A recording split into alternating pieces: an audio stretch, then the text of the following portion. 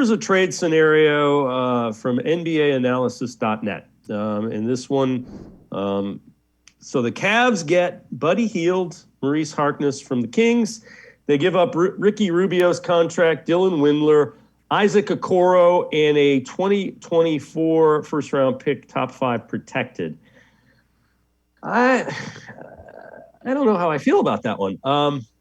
The one thing that I would say about Isaac Okoro, Colin Sexton, you're going to have to make a decision there. You probably can't keep both of those guys long term.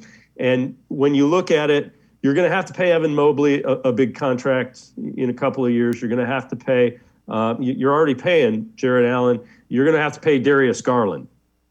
You don't have room for another big contract that Colin Sexton, averaging the type of points that he has, is probably going to earn.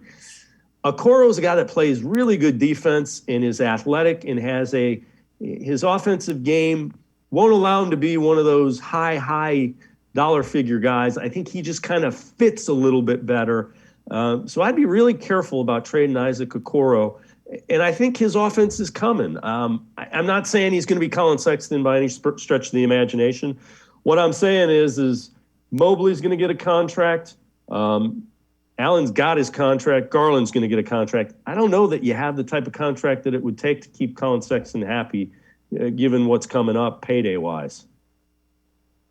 Yeah, Dave, while a trade involving Buddy Hield really intrigues me, and if you're going to start making moves that are about building for now and your future, you're not necessarily going to be looking at having draft picks. You're going to be trying to get younger talent that you have a little bit more control over, and they have a couple of years or a year and a half at least on their contract, and not just being a rental player for the remaining part of the season. But it's like you, Dave, the spot that I get kind of hung up with this proposed trade is where I see Mo Harkless and Isaac Okoro. Mo Harkless has been a good journeyman throughout the NBA, but I feel like his offensive game is set. The most he's averaged is 10 points in a season at one point a couple years back, but most of the time he's below 8 points a game. Isaac Okoro's offensive game is ascending, and his defense as a young piece right now that's available. Colin Sexton, unfortunately, not available to this team this season. Isaac Okoro is, and we saw what he can do, especially against some of the big wigs in the NBA, like Kyrie Irving at the end of that Brooklyn game.